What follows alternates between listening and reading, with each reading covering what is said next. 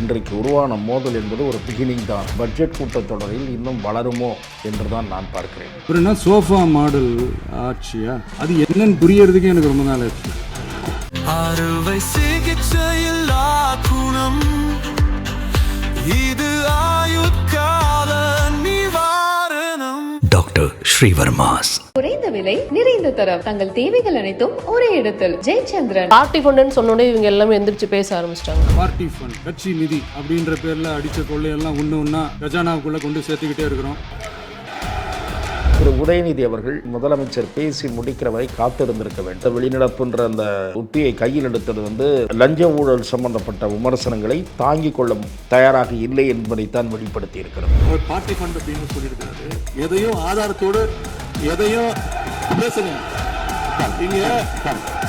திராவிட முன்னேற்ற கழகத்தை பார்த்து இதெல்லாம் என்ன 10ஆம் தேதி உருவான பிரச்சனையா, நாங்கள் ஆட்சிக்கு வந்த அன்றைக்கி தான் உருவான பிரச்சனையா, எங்களுக்கு பார்ட்டி ஃபண்டு வாங்குற அனுபவம் கிடையாது. பிரச்சனை தொடங்குது. மக்கள் பணத்திலேருந்து ஒரு பைசா கூட தொடமாட்டோம், தொடவும் விடமாட்டோம், தொட்டா விடமாட்டோம், இதுக்கு முன்னாடி தொட்டவங்களையும் விடமாட்டோம். எனக்கு ஒரு வியப்பு என்னன்னா, 2017 26 வரை நடவடிக்கை எடுப்போன்ற 2017 யார் முதலமைச்சரார்? அவர் விஷயமே புரியாம சிரிச்சுட்டு இருக்காரு. அவர் யாராவது தட்டி சொல்லியிருக்கணும், அண்ணன் உங்களையும் சேர்த்தான் சொல்றாரு அப்படின்னு சொல்லியிருக்கணும். திரு உதயநிதி அவர்கள் பேசும்பொழுது சர்க்காஸ்டிக்கா இருந்தது அப்படிங்கிறது தான் பெரிய விமர்சனமா இருந்தது. அந்த சட்டசபையை எதிர்கொள்வதற்கு தயாராகி விட்டார்கள் இந்த மந்திரிகள் பல பேர். அப்புறம் சோஃபா மாடல் ஆட்சியா, அது என்னன்னு புரியறதுக்கு எனக்கு ரொம்ப நாள் ஆச்சு. அமைச்சர் ஆதவர்ஜன் அவர்கள் எழுந்து சொன்னாரு, பார்ட்டி ஃபண்டுன்னு தான் சொன்னாங்க, உங்களை மட்டும் குறிப்பிட்டு சொல்லல, உங்களுக்கு மட்டும் ஏன் கோவம் வருது? ஒரு வார்த்தை ஜாலம், சாமர்த்தியமான பேச்சு. நீங்க தானே அமுச்சு வச்சேன்னு சொல்றீங்க, அப்புறம் ஏன் அமைச்சரவை இடம் கொடுத்ததுக்கு அப்புறம் விமர்சனம் செய்றீங்கன்னு சொல்றாங்க. அது இங்க நியாயமான ஒரு விமர்சனமா இருந்ததா? நாங்க தான் அனுப்பி வச்சோம் அப்படின்றாங்களே, அனுப்பி வச்சவங்களுக்கு மினிஸ்ட்ரியில இடம் கொடுத்தா ஏன் கதறீங்க? திராவிட முன்னேற்ற கழகம் வருத்தப்பட்டு பயணித்தது. தமிழ்தாய் வாழ்த்து உடன் தான் வழக்கம் போல நிகழ்ச்சி தொடங்கியது. தேசிய கீதம் 2 முறை இசைக்கப்பட்டது. அதை ஒரு சர்ச்சையாக்குவதற்கு முயன்றார்கள். அதுக்கு நேற்று உதயநிதி அவர்கள் 2 முறை தேசிய கீதம் பாடப்பட்டதுல 2 முறை ஏன் நீங்க தமிழ்தாய் வாழ்த்து பாடல? அது ஒரு குதர்க்கமான வாதம் இல்லை. இன்றைக்கு உருவான மோதல் என்பது ஒரு பிகினிங் தான். பட்ஜெட் கூட்டத்தொடரில் இன்னும் வளருமோ என்றுதான் நான் பார்க்கிறேன்.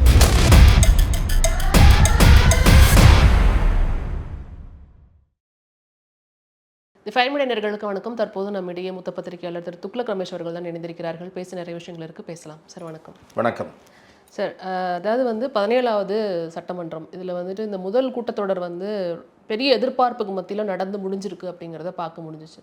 ஓவராலாக நீங்கள் இதை எப்படி பார்த்தீங்க? உங்களுக்கு என்ன மாதிரியான எதிர்பார்ப்புகள் இருந்தது? புதிய சட்டமன்றத்தில் ஒரு புதிய கட்சி வெற்றி பெற்று ஆட்சி அமைத்திருக்கிறது. அதுவும் சில கட்சிகளுடைய ஆதரவை பெற்று அந்த ஆட்சியை நடத்த வேண்டிய சூழலும் அந்த கட்சிக்கு இருக்கிறது.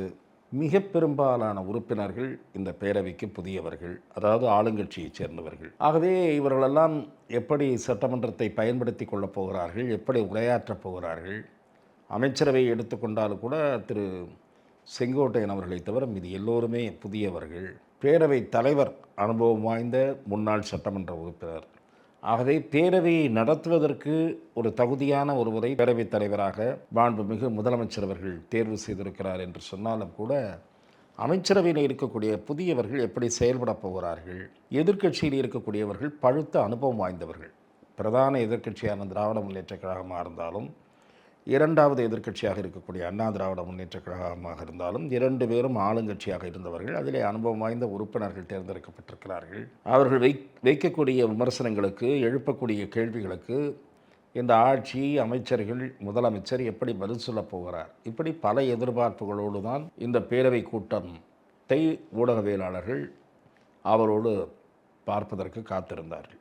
ஆளுநர் உரை என்பதே எப்படி பிரச்சனையோடு நடக்குமா, பிரச்சனை இல்லாமல் போகுமா என்கிற கேள்வி முதலிலேயே இருந்தது. ஏனென்றால் மேதகு ஆளுநருடைய மக்கள் பவனத்திலே நடைபெற்ற பதவியேற்பு நிகழ்ச்சியிலே வந்தே மாதரம் இசைக்கப்பட்டது, தேசிய கீதம் இசைக்கப்பட்டது, அதன் பிறகு தமிழ்தாய் இசைக்கப்பட்டது என்பதெல்லாம் ஒரு சர்ச்சையாக உருவெடுத்தது. ஆனால் தமிழ்தாய் வாழ்த்து உடன் தான் வழக்கம் போல நிகழ்ச்சி தொடங்கியது. தேசிய கீதம் 2 முறை இசைக்கப்பட்டது.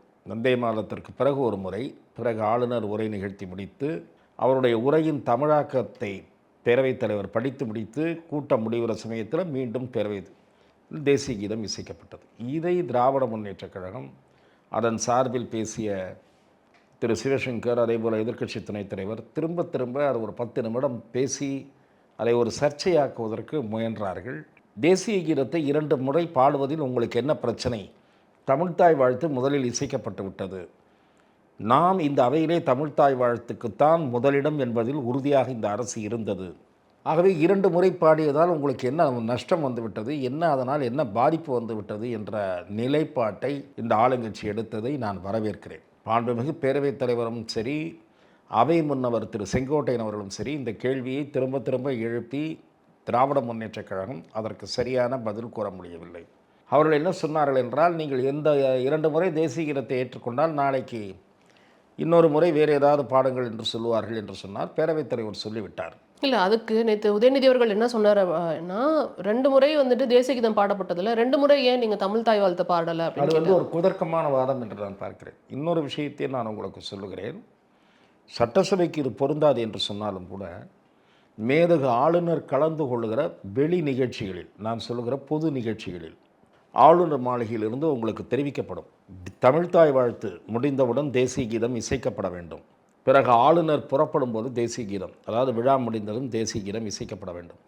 This is the protocol of his excellency governor வேறவர் அவர் எந்த நிகழ்ச்சியில் பங்கேற்றாலும். திராவிட முன்னேற்றக் கழகத்தின் சார்பில் தேர்தல் வாக்குறுதிகள் பற்றி நினைவுபடுத்தாமல், ஏனென்றால் அதற்கு அவகாசம் தேவை என்பதை அவர்களும் உணர்ந்திருக்கிறார்கள். அதை ஒரு வரியில் சொல்லி கொண்டு போனார்களே தவிர, இதையெல்லாம் நீங்கள் நிறைவேற்ற இருக்கிறது, அதை நிறைவேற்றாமல் இருப்பதற்காகத்தான் இந்த வெள்ளை அறிக்கை காரணத்தை எல்லாம் நீங்கள் சொல்லி இருக்கிறீர்கள் என்று சொன்னார்களே தவிர, பொதுவாக சட்டம் ஒழுங்கு பிரச்சனையில் தான் கவனம் செலுத்தினார்கள். என்னை பொறுத்தவரை திரு உதயநிதி ஸ்டாலின் அவர்கள் கிண்டலாகவும் ஒரு குத்தலாகவும் சில கருத்துக்களை முன்வைத்தாலும் கூட ஒரு ஆக்கப்பூர்வமான எதிர்க்கட்சி உறுப்பினராகத்தான் பேசினார். முதலமைச்சர் அவர்கள் திரு விஜய் அவர்களுக்கும் சரி, அமைச்சர்களுக்கும் சரி, தாவைக்காவை சேர்ந்தவர்களுக்கும் சரி, 1-2 வார்த்தைகள் தேவையில்லாமல் எரிச்சலை ஏற்படுத்துகின்றன என்று நான் நினைக்கிறேன். அதில் என்னன்னா, ஒன்று சோஃபா, இன்னொன்று குதிரை பேரம். இந்த சோஃபான்னு சொன்னால் இப்போ நீங்கள் ஏன் கோவப்படணும்னு எனக்கு புரியல. இன்னைக்கு பார்ட்டி ஃபண்டுன்னு சொன்னோடனே இவங்க எல்லாமே எந்திரிச்சு பேச ஆரம்பிச்சிட்டாங்க. அந்த மாதிரி இங்கே எந்த கலைவரமும் ஆகலைங்கிறத பார்க்க முடிஞ்சது. அதை மறுபடியும் அதுக்கான பதிலை தான் இன்னைக்கு முதல்வருடைய பதிலுரையில் கொடுத்துருந்தார். நான் வர்றேன், அதுக்கு பின்னாடி வர்றேன். ஆகவே இந்த கவர்னர் உரை மீதான வாதம் பெருமளவுக்கு அமைதியாக நடந்து முடிந்தது.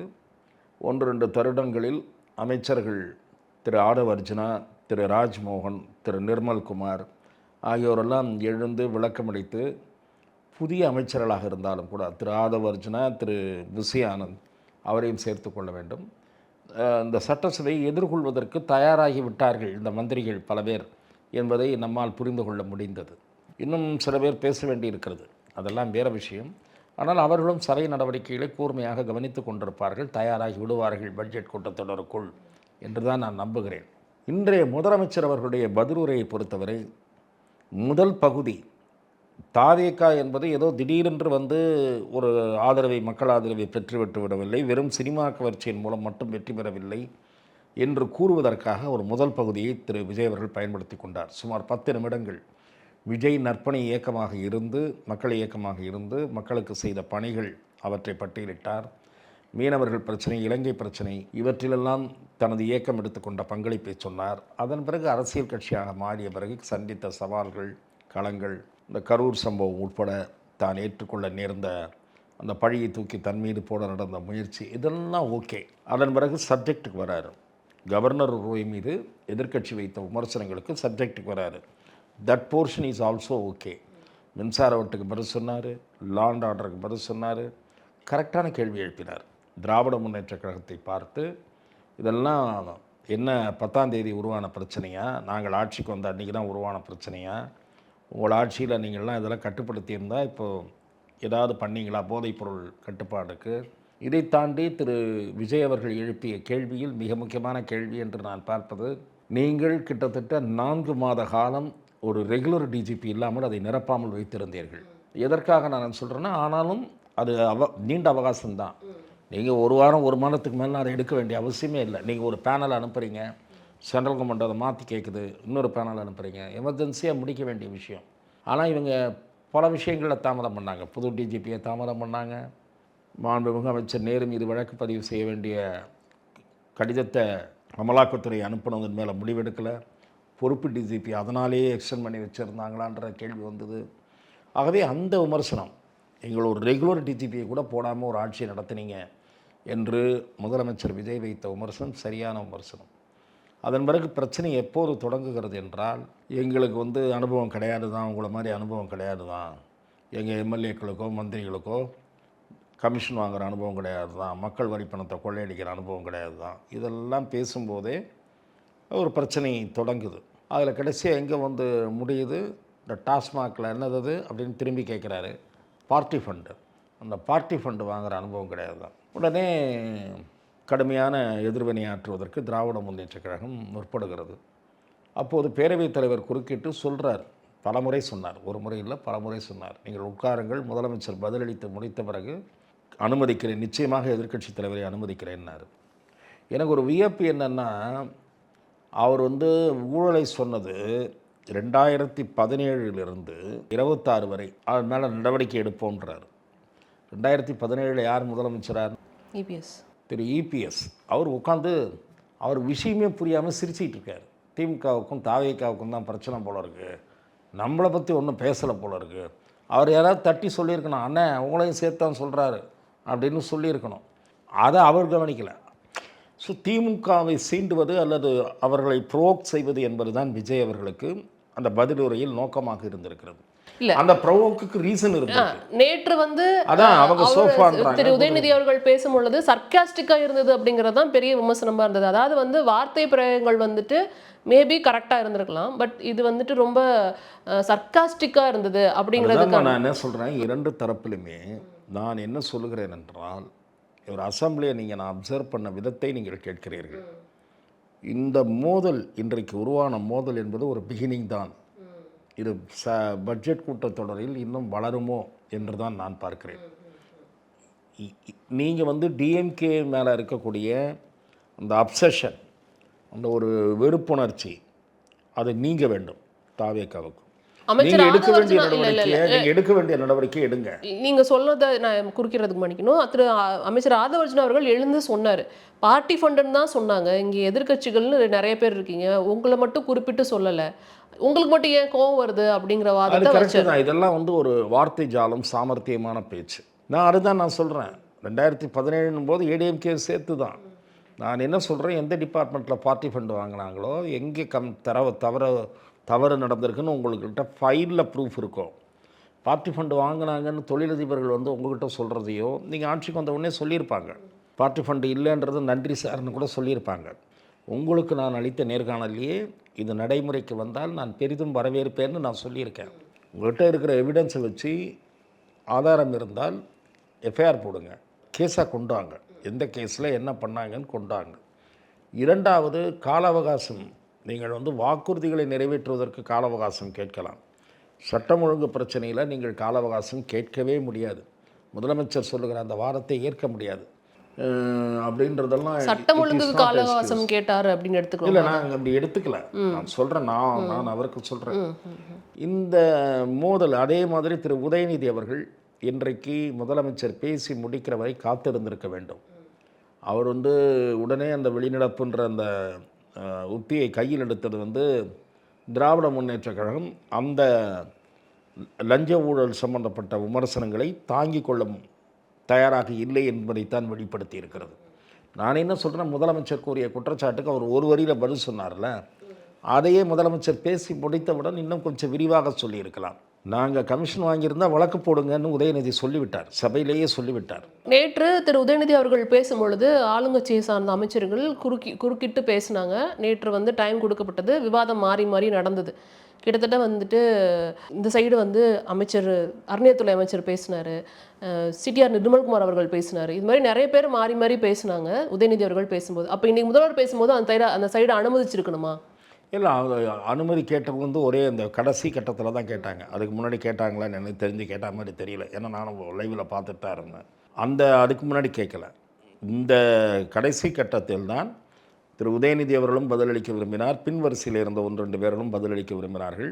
எதிர்க்கட்சி தலைவரை நான் அனுமதிக்கிறேன் என்று சபாநாயகர் சொன்னார். இவர் பேசி முடித்தவுடன் எதிர்க்கட்சி தலைவரை அனுமதிக்கிறேன்னு சொன்னார். சபாநாயகர் எனக்கு தெரிந்து இந்த பேரவைத் தலைவர் கடந்த சில தினங்களாக பேரவையை நடுநிலையோடு நடத்தினார். அதில் மாற்றமே இல்லை. ஆனால் 2 விஷயங்கள்.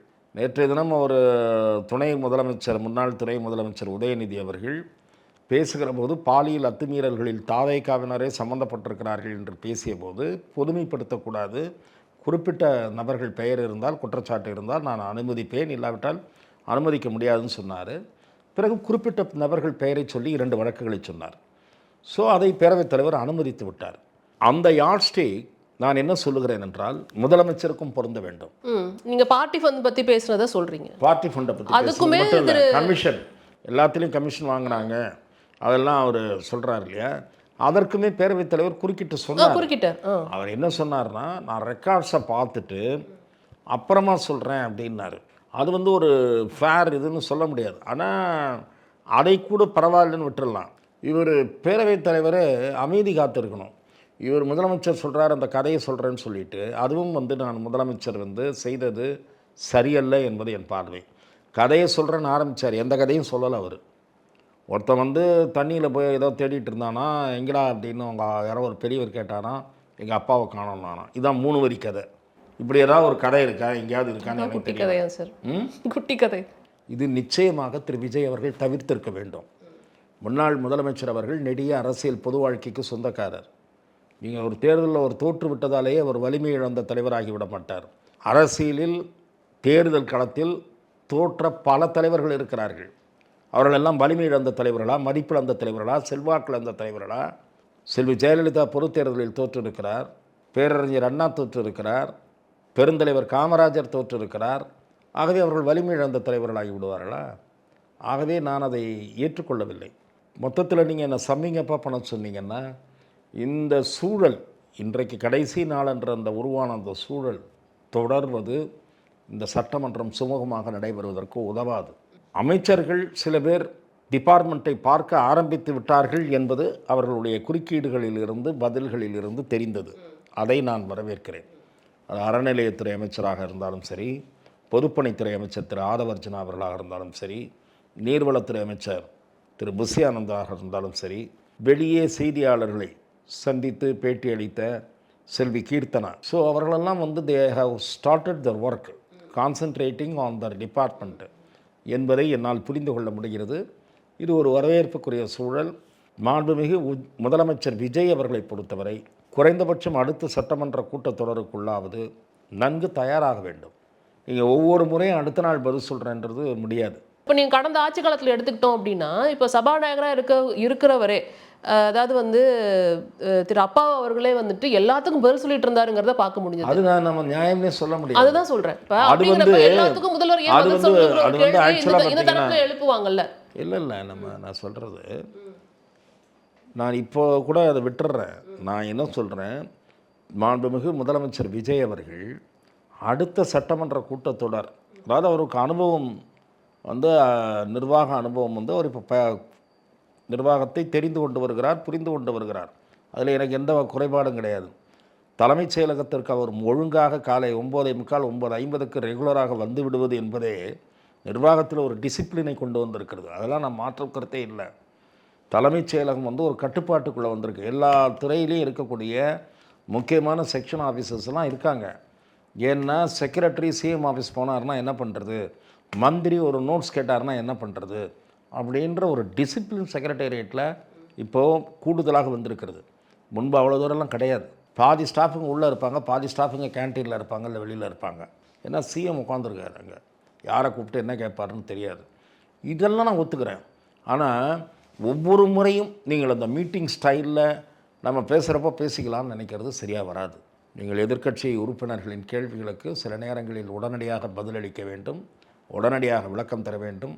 அதற்கு எதிர்வினையாக அவர்கள் கேள்வி எழுப்பினால் அதற்கு பதிலளிக்கவும் தயாராக இருக்க வேண்டும்.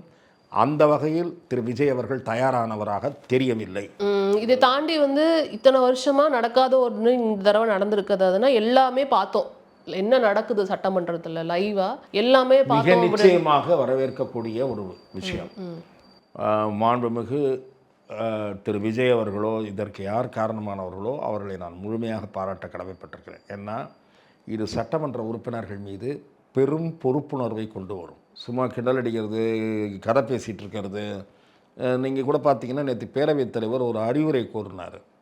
அதாவது சபை உள்ள வந்து மார்க் பண்ணிகிட்ருக்கூடாது, மிமிக் பண்ணிகிட்டு இருக்கக்கூடாது, இதெல்லாம் சொன்னார். வெளியில் நடந்த ஒரு சம்பவம், அந்த சர்ச்சை சம்பந்தமாகவும் ஒரு உத்தரவு சொல்லியிருக்காரு. புரோட்டோகால்ஸ் எல்லாம் ஃபாலோ பண்ணணும். சென்னை மேயருக்கும் தாவேகா பெண் சட்டமன்ற உறுப்பினருக்கும் இடையே நடந்த ஒரு தேவையற்ற ஒரு கசப்புணர்வு சம்பவம், அது தொடர்பாகவும் அவர் ஒரு இன்ட்டு கொடுத்துருக்காரு. புரோட்டோகால்லாம் நாங்கள் வெளியிடுவோம், அந்த புரோட்டோகாலை the district collectors should follow அப்படின்னு பேரவைத் தலைவர் சொல்லியிருக்காரு.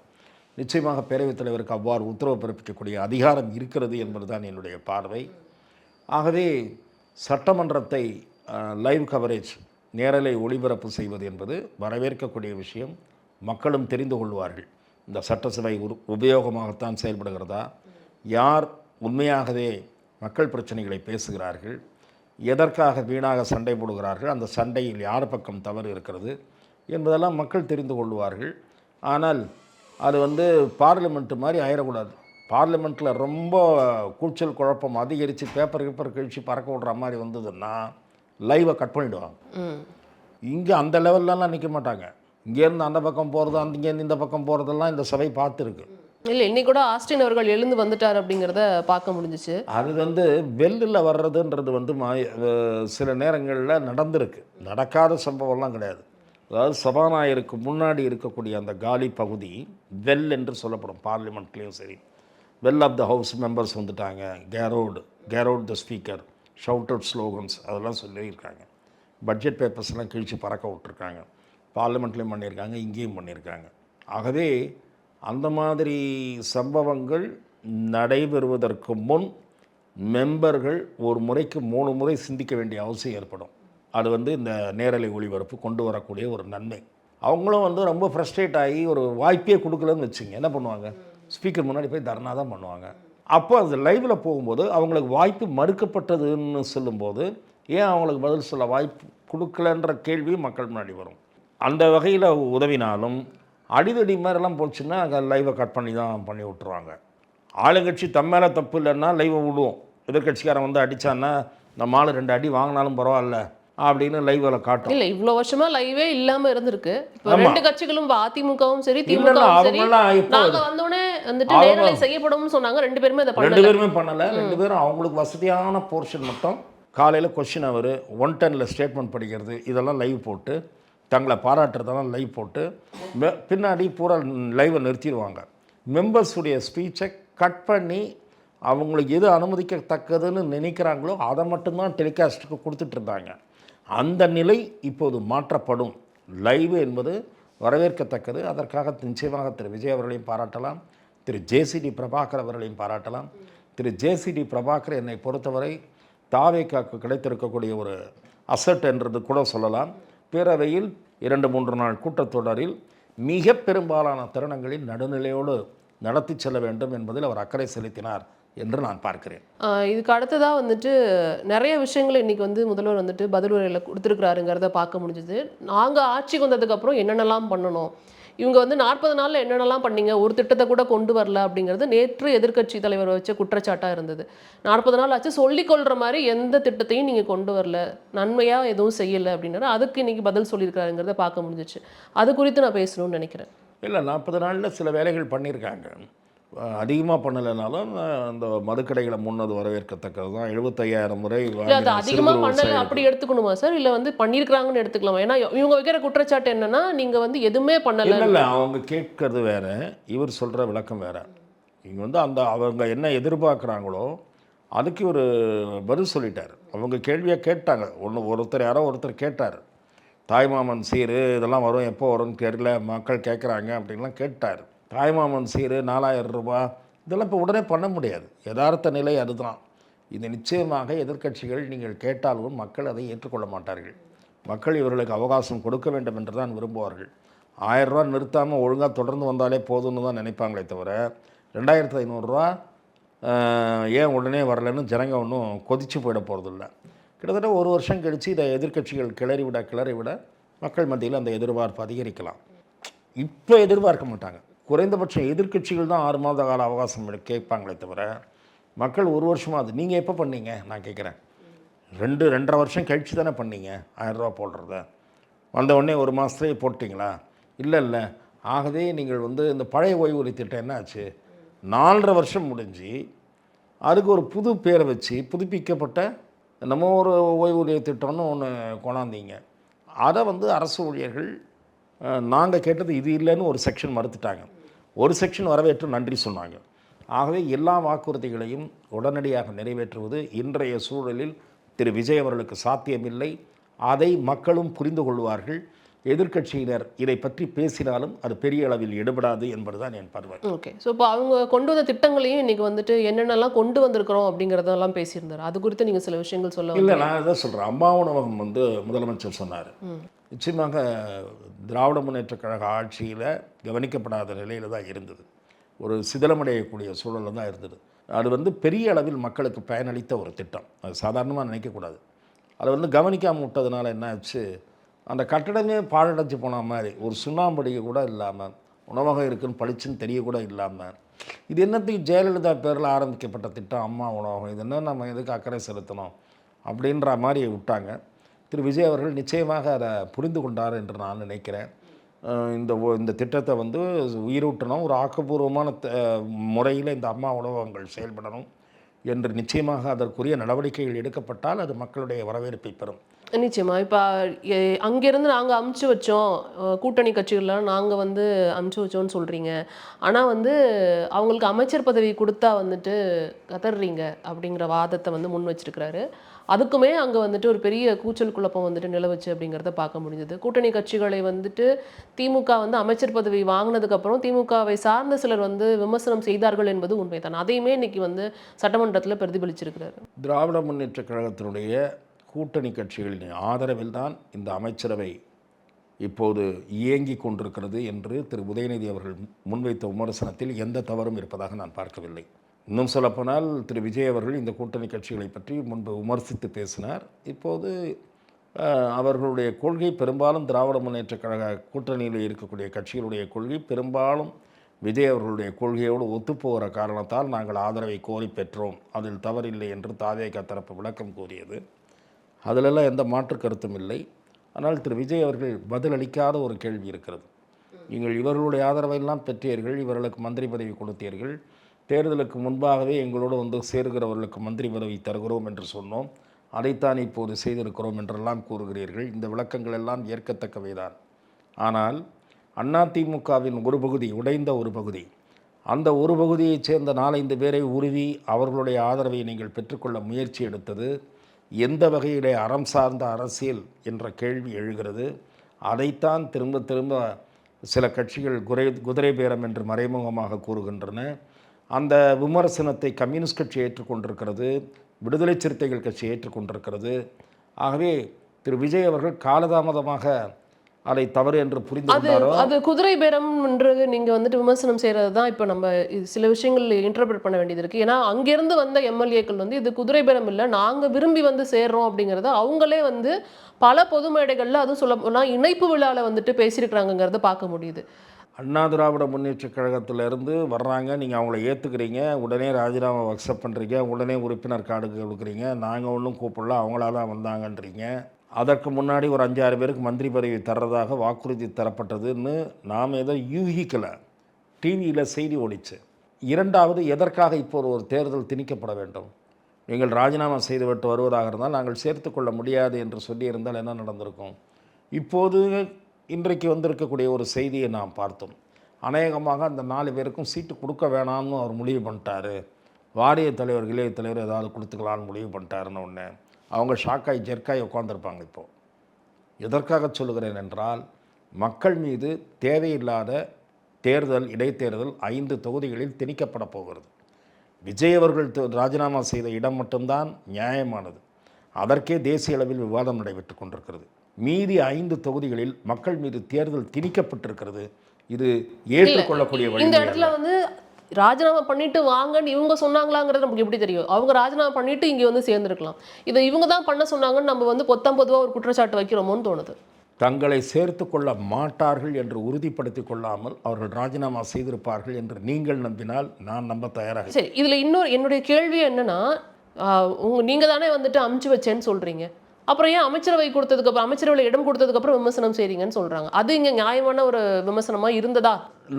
நான் வந்து நிச்சயமாக நான் சொல்கிறேன், திராவிட முன்னேற்றக் கழக கூட்டணி கட்சிகள் இந்த அமைச்சரவையில் இணைந்தது பற்றி திராவிட முன்னேற்றக் கழகம் வருத்தப்பட்டு பயனில்லை. கம்யூனிஸ்ட் கட்சிகள் வெளியில் இருந்து ஆதரிப்பது என்ற நிலைப்பாட்டையும் பிற கட்சிகள் அமைச்சரவையில் பங்கேற்று ஆதரிப்பது என்கிற நிலைப்பாட்டையும் எடுத்துவிட்டன. இது அந்த கட்சிகள் சார்ந்த உரிமையின் பார்ப்பட்ட விஷயம். இவர்கள் திராவிட முன்னேற்றக் கழக அமைச்சரவையில் இணைந்த பிறகு திராவிட முன்னேற்றக் கழகத்தில் அந்த அணியில் நீடிப்பது கடினம் என்பது திமுகவுக்கு புரிந்துவிட்டது. ஆகவே திமுகவுக்கு இயல்பாகவே கோபம் வருகிறது. கட்சிக்காரர்கள் கீழே இருப்பவர்களும் கொந்தளித்திருக்கிறார்கள்.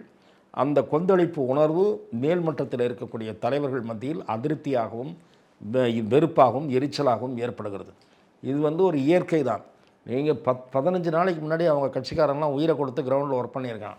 அந்த கட்சியினுடைய தலைவர் திரு மு.க. ஸ்டாலின் இவர்களுக்காக இரவு பகலாக பிரச்சாரம் செய்திருக்கிறார்.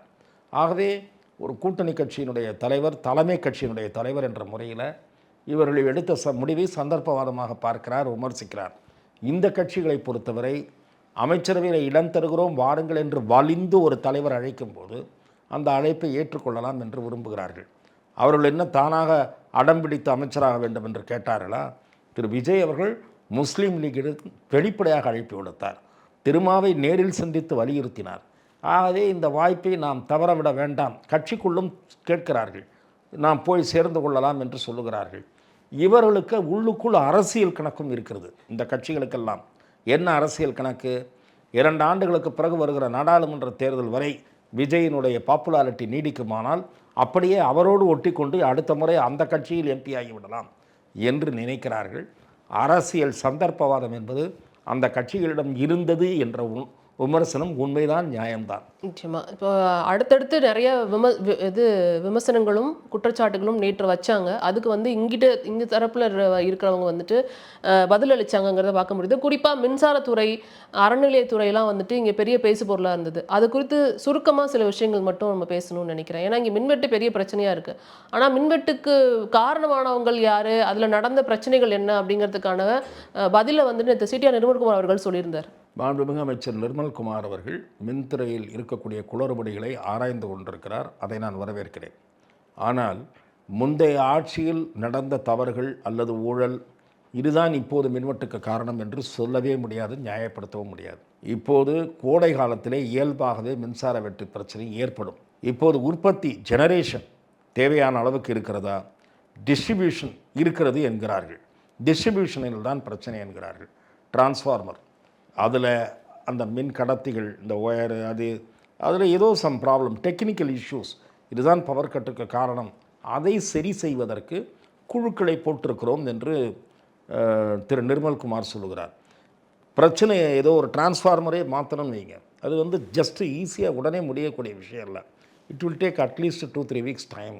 இதையெல்லாம் அவர் அதற்கான முயற்சிகளில் ஈடுபட்டிருப்பார் என்று தான் நான் நினைக்கிறேன். மின்சாரம் வந்து ரொம்ப பீக் ஹவர்ஸ் டிமாண்ட் இருந்தாலும் கூட நம்ம வந்து சர்ப்ளஸ் ஸ்டேட்டுன்ற ஒரு ஸ்டேஜில் போனோம்.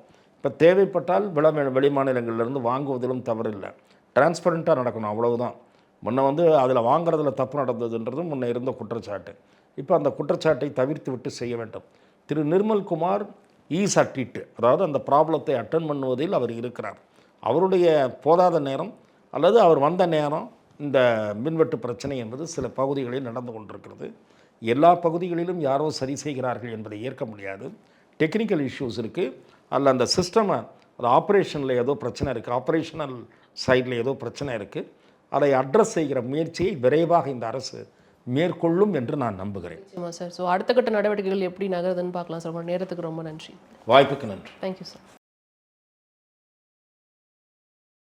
அறுவை சிகிச்சையில் குணம், இது ஆயுட்கால நிவாரணம். டாக்டர் ஸ்ரீவர்மாஸ். குறைந்த விலை, நிறைந்த தரம். தங்கள் தேவைகள் அனைத்தும் ஒரே இடத்தில். ஜெயச்சந்திரன்.